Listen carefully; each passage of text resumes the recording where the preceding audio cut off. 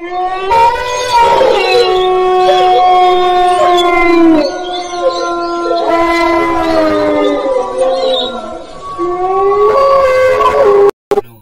Welcome back. आप देख रहे हैं डार्क स्टोरी हिंदी। आज हम बात करेंगे एक और सच्ची घटना के बारे में जो एक टैक्सी ड्राइवर बाबू के साथ घटी थी। चलिए सुनते हैं उन्हीं की जुबान। मेरा नाम है बाबू। मैं एक टैक्सी ड्राइवर हूँ और मैं झारखंड का रहने वाला हूँ। मैं टैक्सी ज़्यादातर रात में ही चलाया करता था, क्योंकि रात में टैक्सी चलाने के कारण मुझे ज़्यादा पैसे मिलते थे। इसीलिए मैं ज़्यादा पैसों के लालच में सिर्फ टैक्सी रात में ही चलाया करता था। जो भी लोग आते रात में, मैं दुगना किराया लेके टैक्सी चलाता था। एक दिन की बात है, कुछ रात के 2-2:30 बज रहे थे। मैं स्टेशन के पास सवारी का इंतज़ार कर रहा था।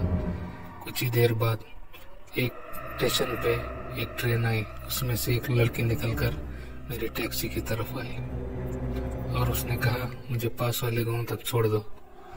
मैंने कहा, छोड़ तो दूंगा, लेकिन किराया 500 रुपये होगा। उसने कहा, नहीं, मैं हमेशा आती जाती रहती हूँ, वहाँ तक का किराया सिर्फ 100 रुपये है, आप मुझसे 500 ले रहे हैं। देखिए मैडम, रात का किराया इतना ही है, आप चाहो तो 3-4 घंटे रुक लो, सुबह हो जाएगी, 100 रुपये में छोड़ दूंगा। तो लड़की ने बहुत सोचने के बाद हाँ कहा। तो मैंने भी सवारी लेके चल पड़ा। कुछ आधे 1 घंटे बाद उस गांव तक पहुंच गया और लड़के को उतार दिया और मैंने कहा, मैडम मेरे 500। लड़की ने कहा, कुछ देर रुको, मैं घर से लाती हूँ। वो लड़की अंदर चली गई और काफ़ी देर इंतज़ार करने के बाद वो लड़की आई ही नहीं। उसके बाद मैंने जाके उसका घर का दरवाज़ा खटखटाया। काफ़ी देर तक खटखटाने के बाद एक बूढ़ा आदमी आंख मसलते हुए बाहर आया और कहा, कौन हो, इतनी देर में यहाँ क्या कर रहे हो? मैंने कहा, आपकी लड़की ने मेरे टैक्सी का किराया नहीं दिया, काफ़ी देर से मैं इंतज़ार कर रहा हूँ। तो बूढ़े ने कहा, नहीं, तुम कोई गलत घर में आए हो, इस घर में तो मैं अकेला हूँ, कोई लड़की वड़की नहीं रही थी। तो मैंने कुछ देर सोचा, मैं सोचा ये टैक्सी का किराया ना देने के कारण ऐसे बोल रहा है। कुछ देर बाद मेरी नज़र एक फ़ोटो पे पड़ी और मैंने उस बूढ़े से कहा, वही लड़की जो फोटो में है, उसी ने मेरा किराया नहीं दिया। तो बूढ़े ने कहा, ये लड़की को मरे हुए 7-8 साल हो चुके हैं और ये मेरी बेटी है, तुमको कुछ गलत फहमी है, तो तुम चले जाओ यहाँ से। और मैं चुपचाप वहाँ से निकल चला और जाते हुए मैंने अपनी गाड़ी का रेडियो ऑन किया तो उसमें हनुमान चालीसा आ रहा था और मैंने उसी को सुनते हुए चला गया। कुछ देर के बाद मैं अपने घर पहुंचकर सो गया और दूसरे तीसरे दिन से मेरी बेटी की तबीयत कुछ ठीक नहीं लगने लगी। वो चुपचाप रोना, अकेले अकेले में रहना, ऐसा कुछ करने लगी।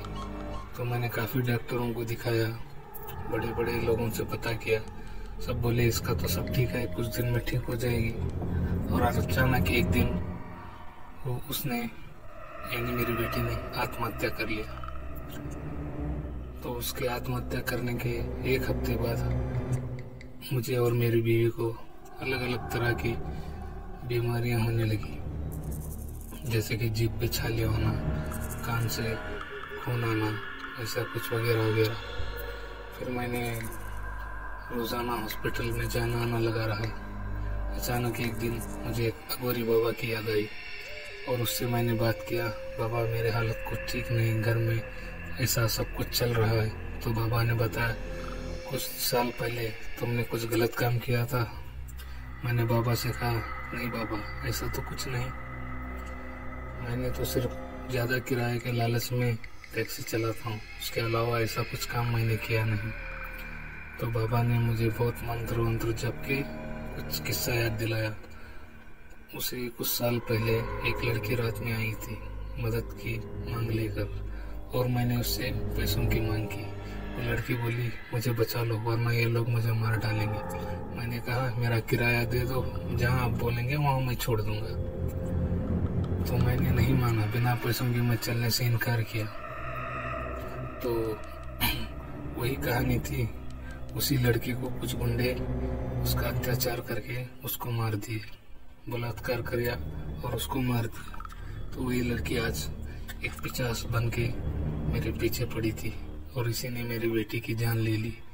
इसीलिए न्यागोरी बाबा ने कहा तुम अपना भला चाहते हो तो इस गांव को छोड़कर हमेशा हमेशा के लिए चले जाओ, वरना आगे तुम्हारी मर्जी। तो तभी मैंने डिसाइड किया कि गांव को छोड़कर मैं हमेशा के लिए चला जाऊंगा। तब से आज तक मैं उस गांव की तरफ मुड़कर भी नहीं देखा। तो चलिए दोस्तों, इसको खत्म करते हैं, फिर मिलते हैं अगली वीडियो में। तब तक चैनल को सब्सक्राइब करें और वीडियो को लाइक करें, और कुछ भी गलती हो, अच्छा या बुरा हो, कमेंट में ज़रूर बताना। चलो बाय बाय।